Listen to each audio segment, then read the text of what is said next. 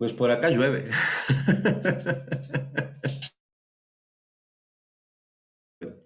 Sí, no, acá en el valle también estaba que se cae el cielo, ¿En qué parte del valle estás? en Conocoto. Ya. Uy, por allá llueve más fuerte todavía. Sí, siempre se va la luz. Sí. Hay alguien de Amaguaña por aquí en el aula. Ahí se cae el cielo, literalmente. Aquí En ya oscurece. Armenia. Claro, si es que en Armenia o en Conocoto llueve fuerte, en Amaguaña es peor. Se cae el cielo allá. Allá se cae el cielo. Está abierto. ¿Qué está abierto?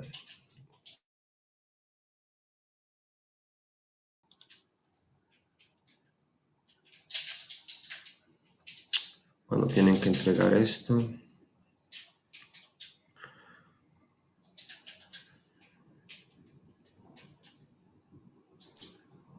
¿Y esto no he calificado yo? Ah, mira, pensé que ya había calificado. Oh, les estoy debiendo yo a ustedes dos calificaciones. Es que me he confundido. Me confundo a veces entre... con los... Bueno, no hay problema. Bueno, ya no vienen más, ya se demoraron algunos en llegar. Vamos a comenzar.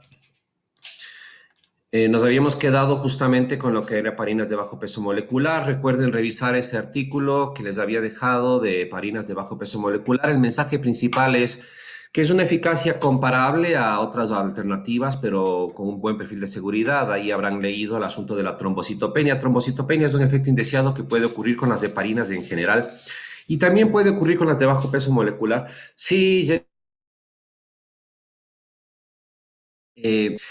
eh, puede ocurrir con las heparinas en general, pero con las de bajo peso molecular es menos frecuente de todas formas. El sangrado obviamente es menos frecuente per se.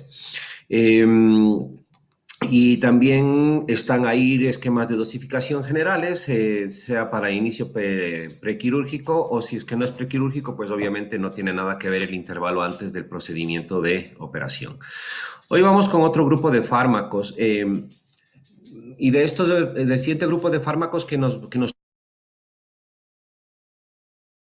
toca, fármacos que alteran la coagulación, me voy a concentrar en el que sería más relevante, que va a ser justamente los derivados cumarínicos. De los anteriores del grupo de las heparinas, del fondaparinux, solamente especificar de que es específicamente esa secuencia de los disacáridos que permitía la actividad sobre antitrombina 3 y se emplea principalmente como antitrombótico, no existe esquema de dosificación en altas dosis como anticoagulante. Um, Siguiendo con los, habíamos visto por lo tanto lo que serían los inhibidores indirectos, diríamos los inhibidores directos de la trombina. Estos inhibidores directos de la trombina tienen su origen en este animalito. ¿Quién me dice qué animalito es? ¿Qué es esto?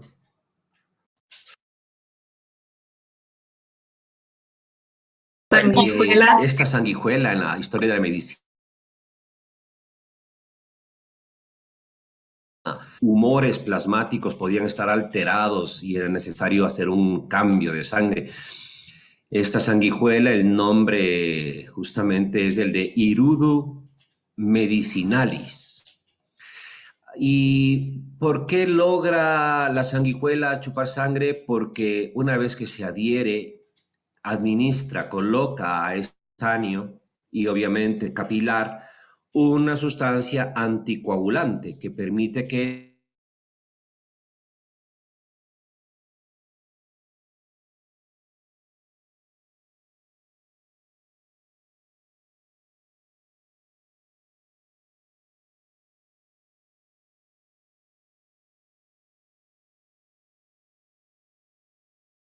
no existe un antídoto para... Ustedes la pueden encontrar en, yo no sé, quizá o visto, una crema tópica que se vende a veces para aliviar los hematomas, se denomina irudín. El irudín lo que contiene justamente es irudina. Pero derivados del mecanismo de la irudina vendrían después la lepirudina, que era por biotecnología.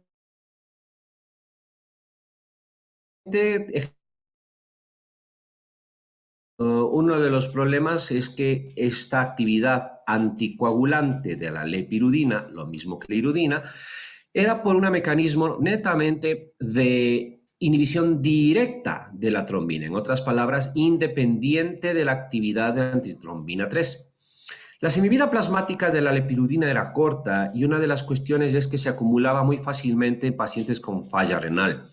E insisto en este concepto, no posee antídoto. Hasta aquí teníamos un antídoto para la sobre que es indirecto, es sulfato de protamina. Posteriormente se desarrollaría la vivalirudina, derivada de esta, y el argatroban. El argatroban también es un inhibidor directo de la trombina, pero todos estos, el problema que tienen principal es justamente este, que hay que tener por mucha precaución con el empleo porque se acumulan fácilmente en pacientes con disfunción renal.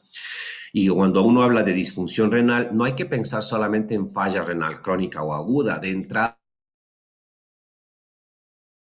a condicionar los adultos mayores que tengan algo de menor función renal. No se diga si ya existe patología de insuficiencia como tal. Así que tampoco no es un fármaco de primera intención de uso, el argatroban, y la eficacia para la prevención del tromboembolismo no es mejor que la de las heparinas de bajo peso molecular, es similar, con mayor riesgo de sangrado. Como existían justamente estos derivados, estos inhibidores directos, pero aparente un instante en el cual se intentaba mirarlos hacia oral, porque aquí sí se ponen a pensar, las heparinas son parenterales, estos derivados de irudina son parenterales, y luego saldría justamente otros dos, que era el cimelagatrán y el melagatrán. Este melagatrán también de administración subcutánea, que ya le volvía de perfil similar a las heparinas de bajo peso molecular. El cimelagatrán fue el primero que salió por vía oral. ¿Por qué era importante el desarrollo por vía oral? Porque antes de que empezaran a asomar todos estos fármacos, solamente teníamos heparina no fraccionada, la única oral. Entonces siempre se ha estado buscando un oral. El cimelagatrán netamente era el profármaco del melagatrán. Y una de las situaciones que llevaría al retiro de la comercialización de ambos productos, del melagatrán y el cimelagatrán, es justamente el aumento del riesgo de sangrados que existían, porque no tenían tampoco antídoto. Y calibrar la dosificación del cimelagatrán daba mucha variedad. Estos fueron retirados,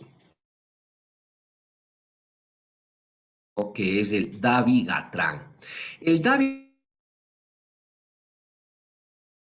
el mismo acción directa de la trombina, y este fármaco por vía oral tenía ya la posibilidad de tener una pauta fija, con una farmacocinética en teoría mucho más predecible.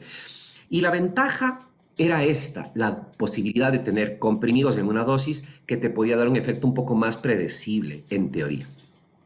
30, 60 miligramos de este. Y esto llamaba mucho el interés, llamó mucho el interés. No tenía evidentemente el perfil de inseguridad tan grande de los precursores, de los gatranes previos que mostré. En los ensayos clínicos no se mostró mejor que las heparinas de bajo peso molecular, ni tampoco mejor que warfarina para la prevención de tromboembolismo. No se ha mostrado así. Y, sin embargo, el perfil de seguridad inicialmente fue similar. Esto llamó mucho el interés porque ya vamos a mirar después warfarina, un problema con una dosis adecuada, bien definida para el paciente, porque hay mucha variación, es muy complicado la dosificación. Y claro, largo. Tiempo después de la comercialización, ya comenzaron a salir reportes de seguridad respecto a pacientes que eran manejados, por ejemplo, por tener fibrilación auricular. Los pacientes que tienen fibrilación auricular también tienen facilidad de desarrollar trombos a nivel de la aurícula porque la sangre... Y obviamente, estos pacientes comenzaban a recibir Dabigatran y comenzó a haber en Estados Unidos reportes justamente de pacientes de adultos mayores que tienen falla cardíaca, que tienen fibrilación, ingresos hospitalarios por sangrado importante. No había tampoco antídoto para el Dabigatran, no había. Y obviamente, a pesar del boom comercial, habían estos problemas entre el perfil de beneficio-riesgo. Te un par de recomendaciones al respecto de Dabigatran que no han cambiado y estaba basado en este pedazo de aquí abajo. Si nosotros consideramos el coste del tratamiento en un año, esto para España, de el empleo con fines de prevención de tromboembolismo, la warfarina, un año de tratamiento costaba 51 euros. Pero en cambio el tratamiento de un año de un paciente con Dabigatran costaba 1.197 euros. Recuerden que un euro cuesta más que un dólar. La diferencia de precio obviamente es abismal, abismal. A esto sumemos que el Dabigatran también se acumula en pacientes con insuficiencia renal. Por lo tanto, ¿cuál realmente sería la posición de Dabigatran en terapéutica? Esta de acá. Los pacientes que se encuentran en tratamiento con warfarina, antagonistas de vitamina K, pueden utilizar Dabigatran cuando los pacientes tienen alergia, tienen hipersensibilidad. Pueden tener un interés de utilizar Dabigatran cuando el paciente no podemos estar haciendo el control del INR. Ya voy a explicar después qué es el INR, espero no olvidarme. Y cuando ocurren eventos tromboembólicos, a pesar de que el INR dado con warfarina supuestamente está en el rango normal. En los pacientes nuevos se recomendaba que Dabigatran podría ser utilizado aquellos que tienen un antecedente de enfermedad hemorragia intracraneal, pero que en el resto era preferible utilizar directamente antagonistas de vitamina K. Así que Dabigatran tampoco no es una de las mejores opciones. De los inhibidores directos del factor 10, también utilizados generalmente en cirugía y en ortopedia y traumatología, no son mejores que las de heparinas de bajo peso molecular tampoco. Así que nos vamos con el fármaco más importante de hoy día, que sería la warfarina, un derivado de la cumarina. Ser el esencial y básico por vía oral. ¿Qué consiste su mecanismo? Bueno, lo que va a hacer es netamente inhibir lo que es la síntesis de factores K dependientes. Recordar que el asunto de la vitamina K, pues obviamente es diferente para animales que para nosotros. Nosotros tenemos que adquirir la K1, la fitomenadiona, netamente por la ingesta y producimos K2 netamente derivado de la flora. Los fármacos que depriven netamente bacterias colónicas, vamos a tener de entrada la posibilidad de disminuir nuestro aporte de vitamina K. Y si la tomáramos por vía oral a la vitamina K, pues tendríamos obviamente la K3, la menadiona. Estos factores K dependientes del 2, 7, 9, 10, ya lo hemos mencionado anteriormente, van a ser inhibidos. ¿Y cómo es que se va a inhibir? Bueno, les voy a explicar. Miren, el texto te dice que la warfarina, que de entrada hay que acordarnos que se absorbe muy bien por vía oral y que se liga en muy alta proporción. Me parece que yo ya hablé de la warfarina antes cuando estábamos en antiinflamatorios no esteroides como un ejemplo de que pacientes que toman warfarina y luego reciben antiinflamatorios puede desplazarse la warfarina y potencializar su efecto anticoagulante. Esta warfarina inhibe la gamma carboxilación de los residuos de glutamato, de la protrombina y de los otros factores K dependientes, incluyendo los anticoagulantes. ¿Cómo la inhibe? Porque modifica la carboxilación acoplada con desactivación oxidativa de vitamina K. Y esto no se entiende un nada. Entonces, ¿qué es lo que no se entiende? Les voy a mostrar en una gráfica. Aquí está. A ver. Quiero que miren acá y después podemos volver a leerlo. Aquí tenemos nosotros lo que sería un factor de la coagulación, específicamente el 2, pero todavía incompleto, todavía no está armado en su totalidad. Si se ve, nos falta otro componente carboxilo. Bueno, para acabar de construirse este factor 2, y lo mismo pasa en el 7, en el 9, en el 10 y en las proteínas C y S, se necesita, obviamente, incorporarle CO2 a partir de una carboxilasa. ¿Okay? En ese instante está completo. Bueno, una vez que este mecanismo ocurre, ¿a través de qué reacción es? Es una reacción doble. Al mismo tiempo que se da lugar a la carboxilación, proceso oxidativo de la vitamina K, que pasa de su forma reducida hacia forma oxidada, ¿ok? Pasa hacia un epóxido. Bueno, una vez que va ocurriendo esto, si se ponen a pensar, tienes en el hígado vitamina K y por lo tanto, cada vez que vas formando factores K dependientes, la cantidad de vitamina K va disminuyendo, ¿no es cierto? Va disminuyendo, ¿por qué? Porque comienza a formarse más bien un epóxido, está oxidada. Normalmente, nuestro cuerpo va a volver a va a ser justamente una vía para reducirla y de esa manera volver a tener disponible. ¿Qué hace la warfarina?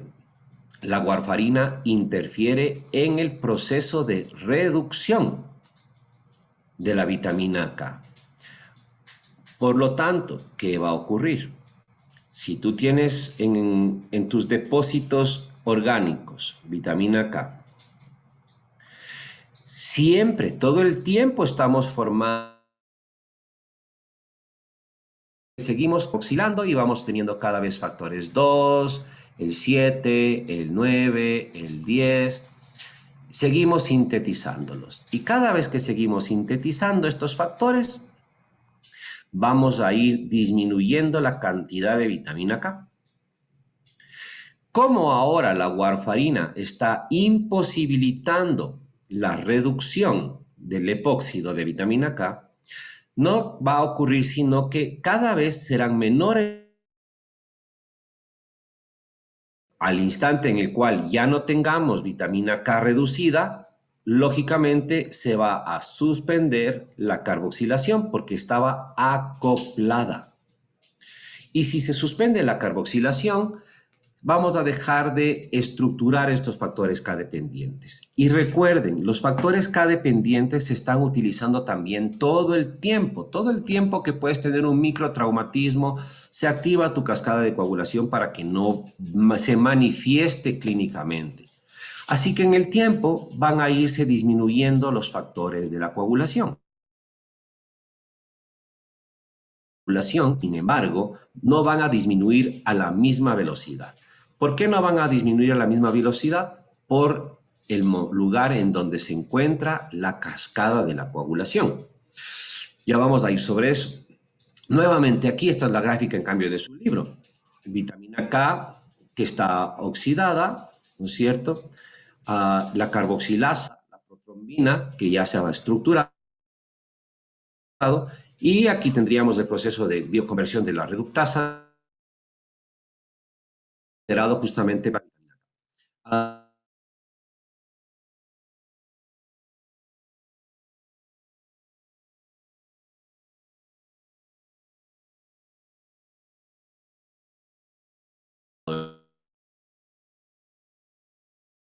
al 10 y que el 10 iba a terminar. Por lo tanto, lo primero que comienza a consumirse son justamente los de las etapas. lo de las etapas más tempranas. Y entonces, después de la administración de warfarina, 6 horas luego, ya prácticamente ha disminuido la disponibilidad del factor 7.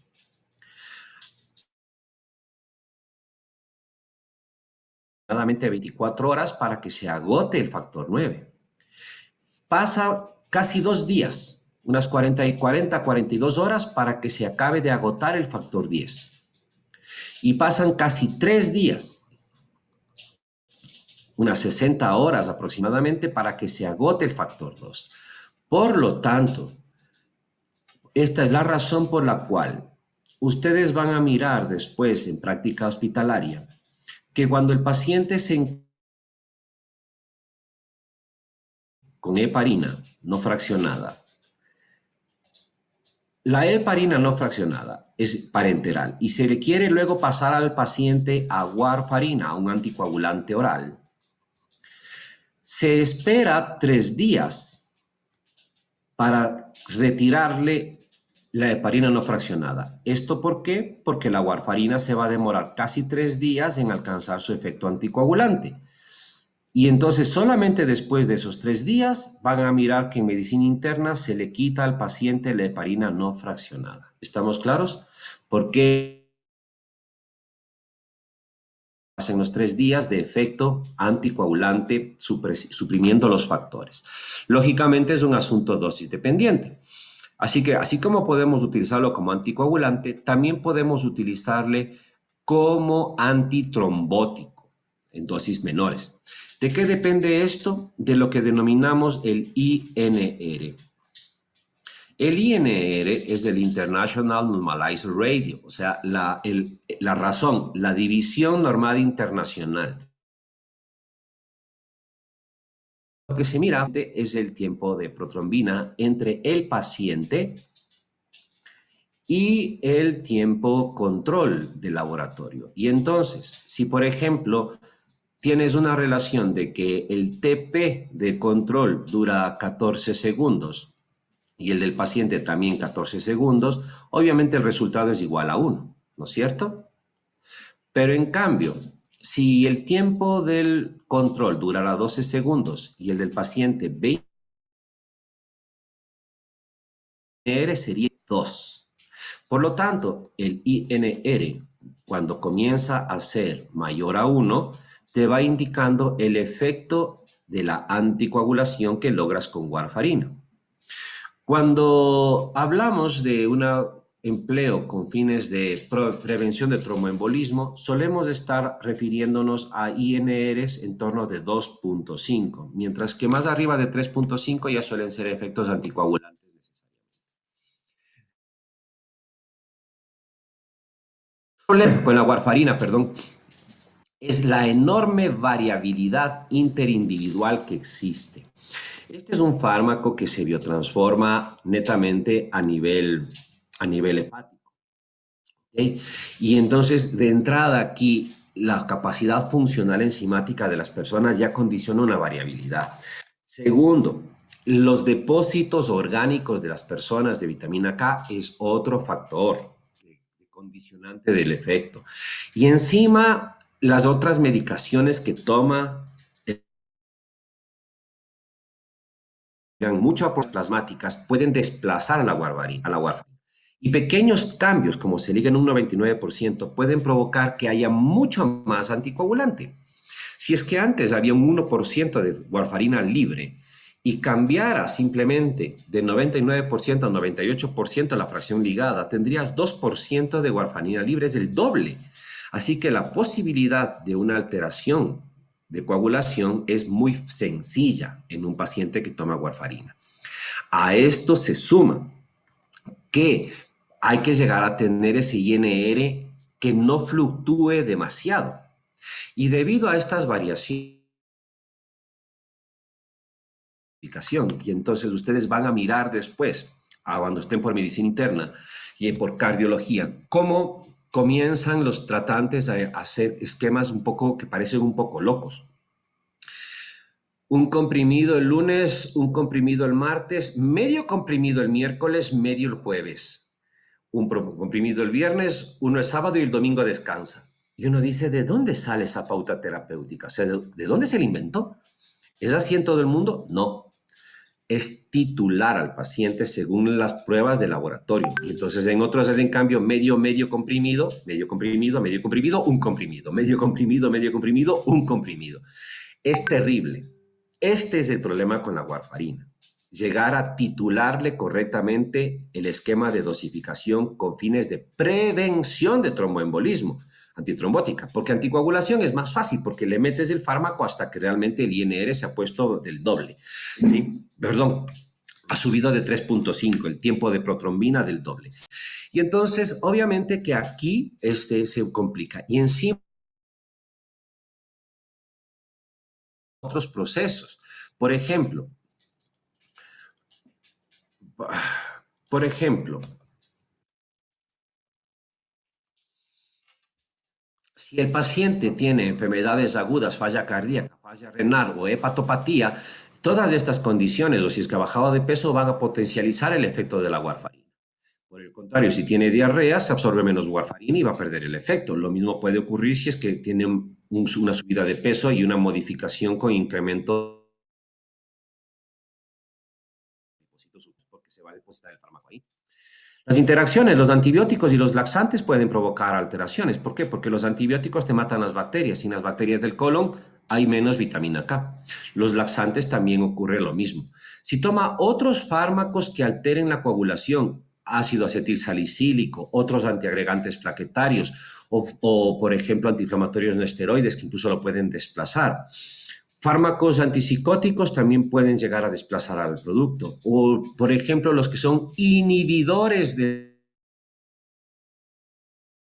simetirina, macrólidos como la eritromicina, valproato de sodio, que lo estudiábamos antes, que son inhibidores de la función hepática, van a potencializar el efecto de warfarina. Lo contrario, si estuviera tomando carbamazepina, fenitoína o barbitúrico, se acelera más bien la biotransformación. Así que el perfil de interacciones es muy grande, es muy grande. Estas modificaciones son tanto farmacodinámicas como farmacokinéticas. Las farmacodinámicas son aquellos que van a potencializar de entrada todo el factor. He mencionado algunos de estos productos. La warfarina netamente es el fármaco principal por vía oral. Se tarda tiempo, 3 días, en ejercer su efecto farmacológico. No es segura de administración durante el embarazo, pero tenemos un antídoto. Porque si es que es un factor que altera los factores K dependientes, ¿qué tenemos que dar? Vitamina K. Así que podemos tener un antídoto. Hemos hablado de la heparina y las de bajo peso enteral, intravenosa o subcutánea de las de bajo peso molecular. El efecto, en cambio, es inmediato, lo cual es beneficioso. Como son muy grandotas, incluso las de bajo peso molecular, son seguras en el embarazo, las puedes administrar y tienen antídoto, sulfato de protamina. El dabigatran, el efecto es inmediato y la ventaja es que es oral. No tenemos idea de su seguridad en el embarazo. Y aquí hay una situación. Debido a los problemas de sangrado, desarrolló un anticuerpo monoclonal para el manejo de la intoxicación o de la sobredosis del dabigatran, que es el idarucizumab, un anticuerpo monoclonal. No es barato, es bastante caro.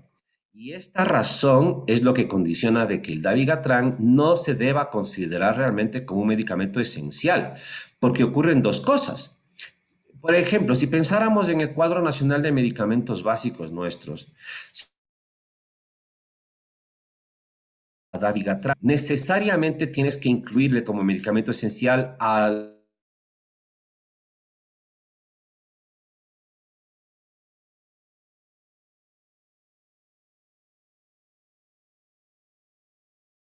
o de la vitamina. Así que estas son condicionantes que se deberían tener. No es mejor.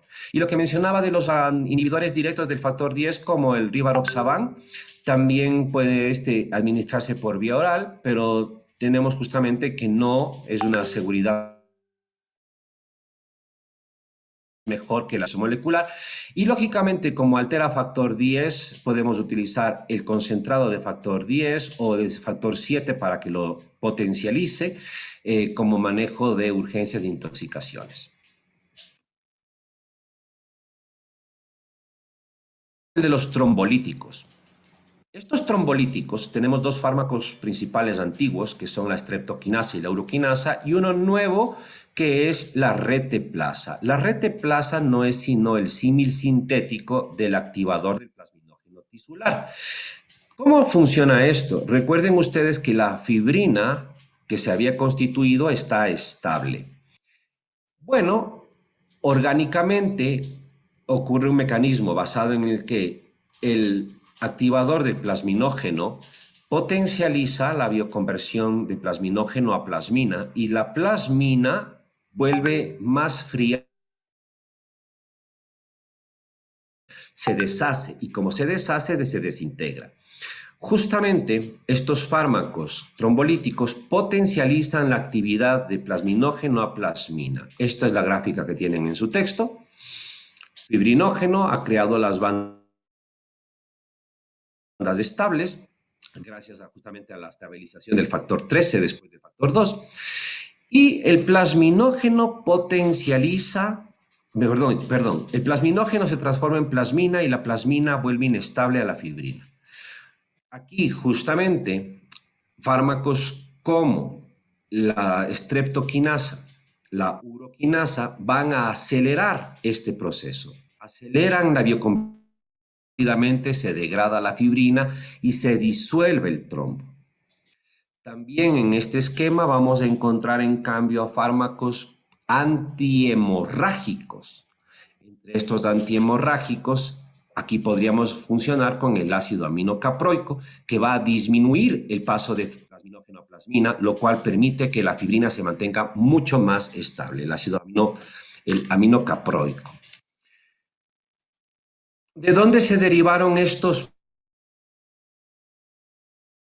fármacos? Conocimiento funcional de muchos venenos de ofidios, que eran justamente hematotóxicos y provocaban hemorragias. Y se obtuvieron por una parte de cultivos bacterianos como el del estreptococo para generar la streptokinasa y de cultivos de células renales se obtuvo la uroquinasa. Estas, en definitiva, lo que hacen es agredir al plasminógeno para que se transforme más rápidamente en plasmina y la plasmina rompa los dímeros estables de fibrina.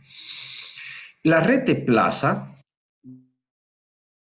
del mismo activador del plasminógeno tisular, o sea, del orgánico.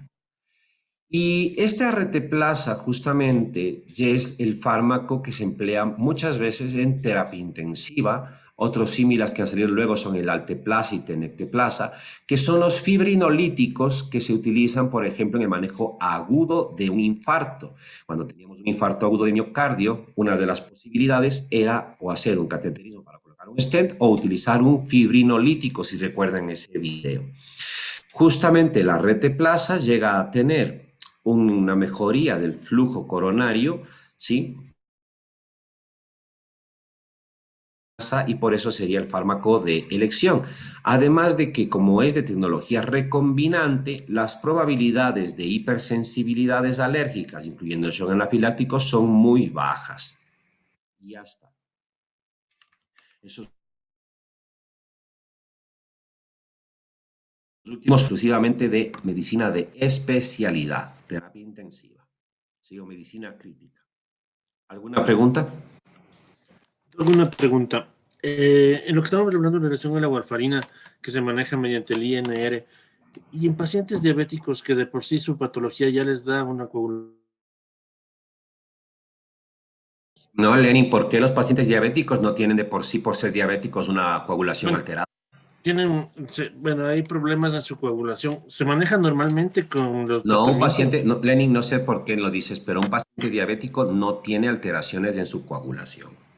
Sí, me expresé mal, doc, perdón. O sea, a veces no coagulan rápidamente, digamos. No, no es que no coagulan, sí coagulan. A ver, un paciente diabético, creo que te estás confundiendo. El paciente diabético es un tejido de cultivo para bacterias. Y entonces, ¿qué es lo que pasa? En una herida cutánea tiene problemas de cicatrización y tiene riesgo de sobreinfección, pero no significa que no coagule, ¿no? Un paciente diabético, su sistema de coagulación funciona bien. Otra cosa es que pueda tener microangiopatía y por la microangiopatía pueda tener riesgo isquémico de tejidos periféricos y más susceptible a sufrir úlceras cutáneas, por ejemplo, de vasculares, pero no es que no coagule, es otro tipo de trastorno de vascular, Lenny. Bueno, en cualquier paciente que fuera hepatópata es un problema, lógicamente, pero ahí habría que mirar la causa y de la hepatopatía también, porque hay que tener cuidado al respecto de qué es lo que se está hablando. El paciente hepatópata generalmente grave va a tener ya de entrada trastorno de la coagulación, así que es difícil que quiera darle concentrados globulares, o sea, de factores de la coagulación, no globulares, perdón, me equivoqué mal. En hematología ustedes van a ver que tenemos varias cosas que se llaman hemoderivados. Hay sangre completa y los hemoderivados. Podemos tener plasma fresco, podríamos tener concentrado de glóbulos rojos, concentrado de plaquetas, concentrados de factores de la coagulación específicos. Entonces, en el caso de una hemofilia, por ejemplo, se maneja y se utiliza justamente el concentrado de... ¿Ok?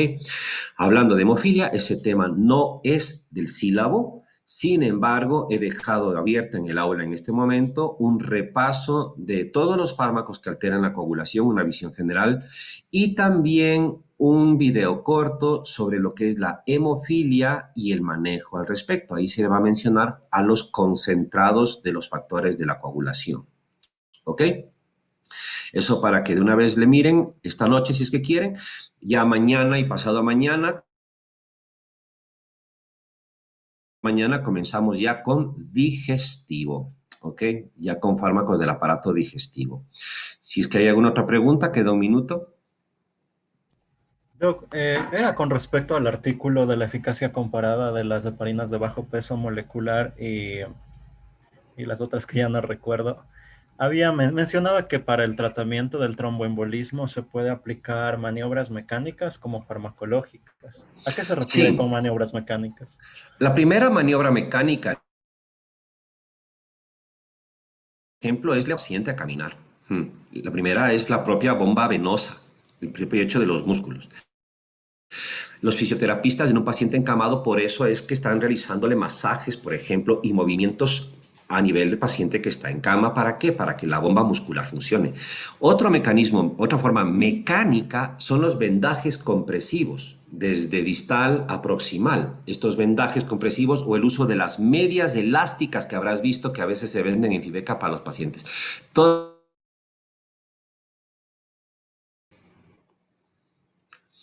Listo, muy gracias. bien. Muy bien, chicos, les veo el día de mañana en la tarde. Me parece que a las 4 son ustedes. Hasta Hasta luego. Gracias, Doc. Gracias, Que me llama Doc. la mañana, atención. chicos. Gracias, Doc. Gracias, Doc. Bueno.